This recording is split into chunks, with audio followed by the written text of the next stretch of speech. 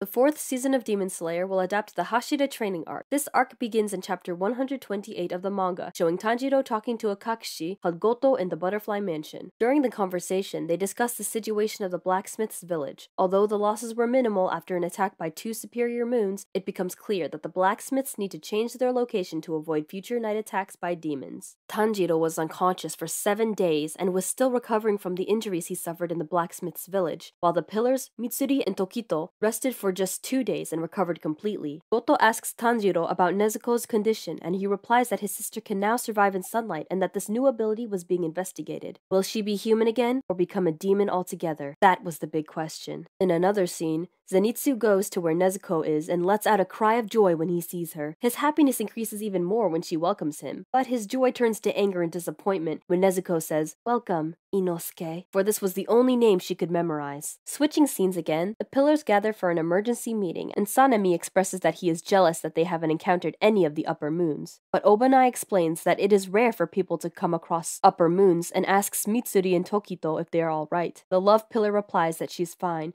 while the pillar of mist mentions that she hasn't fully recovered yet. And at that moment, Himejima appears and points out that it would be problematic to lose pillars and says that defending 2 superior moons without suffering significant losses is a very noble thing. After this, Shinobu proved to be impressed by the quick recovery of Mitsuri and Tokito, and when Tomioka was about to speak, Amane Ubayashiki arrives at the scene, explaining that he will conduct the meeting because Kagaya was very ill. Ada Hashira turned their attention to Amane, and she begins the meeting by discussing Nezuko's condition. She says that the final battle is approaching because now that Nezuko has mastered the sun, Muzan will change his goals and will pursue it. After that, they start a discussion about the strange marks that have emerged in Mitsuri and Muichiro. Amane clarifies what these marks represent, explaining that these are the same marks that many of the early demon hunters who came close to defeating Muzan also possessed. She also raises the question of the conditions for activating these marks. The pillars were puzzled as to why this important information was being kept secret, and so Amane clarifies that this mark has become a kind of legend among the demon hunters, and that this information has never been documented anywhere specific. She also adds that when someone is born with this mark or awakens it, the mark can spread to other hunters, and the first user of the mark in the current era was Tanjiro Kamado, but when they went to ask him, Tanjiro couldn't provide a clear answer about how he was feeling when he used the mark, so they decided to ask Mitsuri and Tokito. Mitsuri gives a vague answer and ends up feeling ashamed. Tokito, on the other hand, is willing to explain precisely how he got the mark. He explains that the mark appeared on him when he was facing a life-threatening situation, with his heart rate reaching 200 beats per minute and his body temperature reaching 39 degrees Celsius. Shinobu was impressed to hear Tokito's explanation, as the chances of a person dying if they fought in these conditions was enormous. Amane questions Tokito about the veracity of this information, and he confirms that it is accurate. And then Sanemi suggests that the process is quite simple, but Tomioka contradicts him, claiming that Sanemi is being naive. Tomioka's words make the wind pillar very angry. Shinobu then comments that the main goal is now to make the mark appear on the other hunters, and Amane leaves after establishing that they would have mark training and that anybody who already obtained the mark would be obliged to take part. Immediately after Amane leaves, Tomioka prepares to leave, but Sanemi stops him, suggesting that they should come up with a plan. But Tomioka replies that he can discuss this with others because he had nothing to do with it. Obanai, however, disagrees with Tomioka and asks him if he doesn't understand his responsibilities as a pillar. But despite this, Tomioka continues to advance towards the exit, and at that moment, Shinobu asks the water pillar to explain the situation better, but Tomioka only replies that it's different from them. This makes Sanemi even more angry,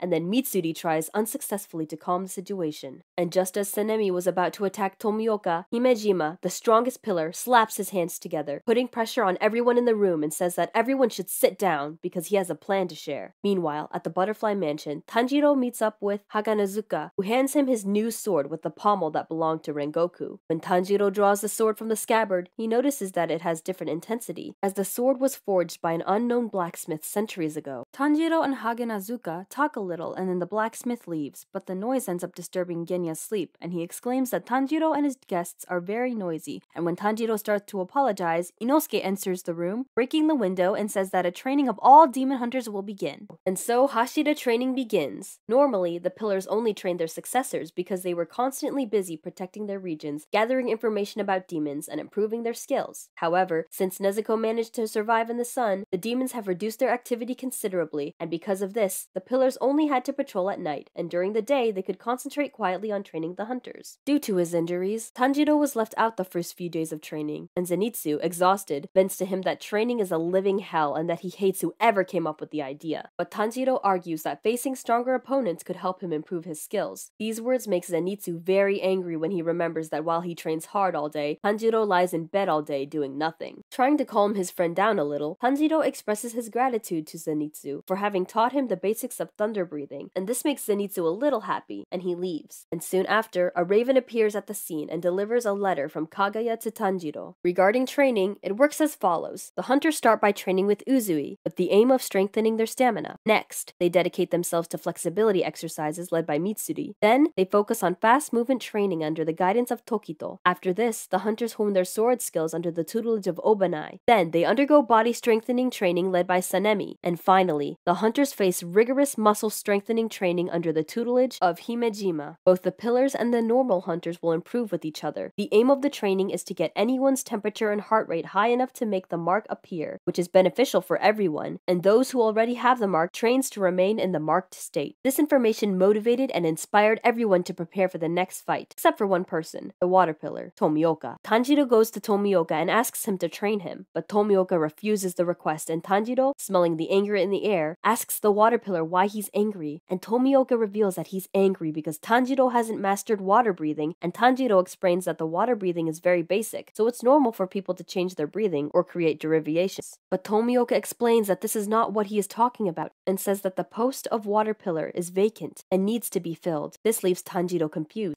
and he asks Tomioka if he himself is not the water pillar, and after answering no, Tomioka leaves. And after that, Tanjiro remembers Kaguya's words, asking him to have a serious talk with Tomioka. Kaguya wanted everyone to work together at this important moment, and for Tomioka to stop turning his back on the demon hunters and move forward with them. So despite being constantly ignored, Tanjiro continued talking to Tomioka nonstop for several days in a row until the fourth day, Tomioka gave in and told Tanjiro the truth. He says he never passed the final selection test and tells us about Sabito, a boy who saved him during the test and ended up dying. And then he asks how a human who didn't kill any demons and was rescued could say he passed the test. And faced with this sad story, Tanjiro is deeply touched, and before leaving, Tomioka says that Tanjiro should go and train, and he says that he, Tomioka, is not capable of awakening the mark, but that Sabito probably could. In his thoughts, Tanjiro understands Tomioka's feelings. Rengoku sacrificed himself to protect him, and Tanjiro often wondered if it wouldn't have been better if he had died instead of Rengoku. Rengoku was an amazing person, possessed a great strength, and could have been the one who would defeat Muzan in the future. However, Tanjiro also recalls that Rengoku trusted him, and he cannot disappoint these expectations. Tanjiro doesn't know what to say to Tomioka until something comes to his mind, and he asks Tomioka if what Sabito entrusted to him isn't what keeps them connected. Tanjiro's words remind Tomioka of the day when Sabito told him that he should never claim that it would have been better if he had died. Sabito explains that Tomioka's sister had gone to great lengths to protect him, and continuing with this kind of thinking was disrespectful to her. Tomioka tries to understand why he forgot such an important conversation, and then he remembers that he didn't want to remember that conversation, because in the past, when he remembered it, he couldn't stop crying. Upon realizing that Tomioka is crestfallen and immobile, Tanjiro begins to get worried and has an idea to cheer him up. He decides to propose a competition to see who can eat more food, hoping this will lift Tomioka's spirits. Just as Tomioka starts to mention that he's going to start training, Tanjiro interrupts him and challenges him to a competition to see who can eat the most cold soba. Tomioka is surprised by Tanjiro's request, but ends up accepting the challenge as well as committing to participate in the pillar training. If you'd like part 2 of this video narrating more events that will take place in Demon Slayer Season 4, let me know in the comments, and also subscribe to the channel and turn on the notifications so you don't miss any new content posted here.